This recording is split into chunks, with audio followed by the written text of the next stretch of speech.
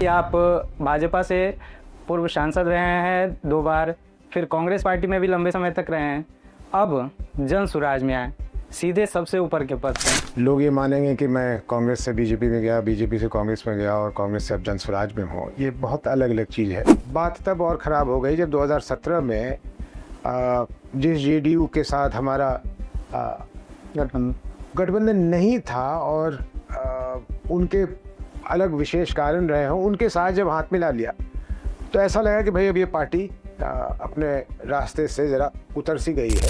वहाँ सरकार को शर्मानी चाहिए कि वहाँ इतने बड़े मैदान में कहीं साफ़ सुथरा शौचालय का उन्होंने व्यवस्था नहीं किया हुआ कि जो वहाँ लोग आते हैं घूमने के लिए या जो भी चीज़ के लिए वो कहीं जा सके। बीजेपी के नेता, जेडीयू के नेता जिनके हाथ में बिहार चलाना है, विपक्ष के नेता जिनका काम सरकार पे अंकुश डालना है, वो अपने प्रवक्ताओं को बिठा कर वैन की गाथा गा रहे हैं, उसकी कीमतों का आकलन लगा रहे हैं। ये सिवाय इसके कि ये मानसिक खोखलापन दिखलाता है।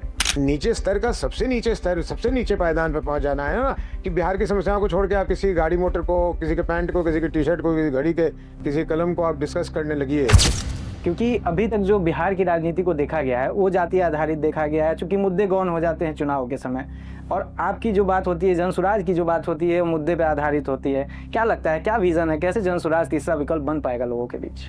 उसको वो प्रशांत किशोर को आगे नहीं बढ़ाना चाह रहा, वो उदय सिंह को आगे नहीं बढ़ाना चाह रहा, वो जनसुराज पार्टी को आगे नहीं बढ़ाना चाह रहा, वो अपने आप को आगे बढ़ाना चाह रहा है।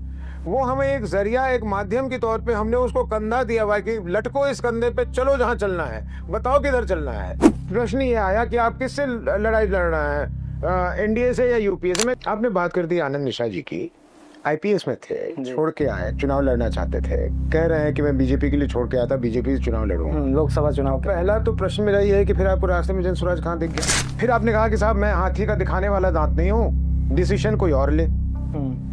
तो ये तो वही बात हो गई कि मैं आनंद मिश्रा जी को कहूँ कि इधर बैठो, मैं तुम्हें बताता हूँ कि आईपीएस की नौकरी कैसे की जाती है।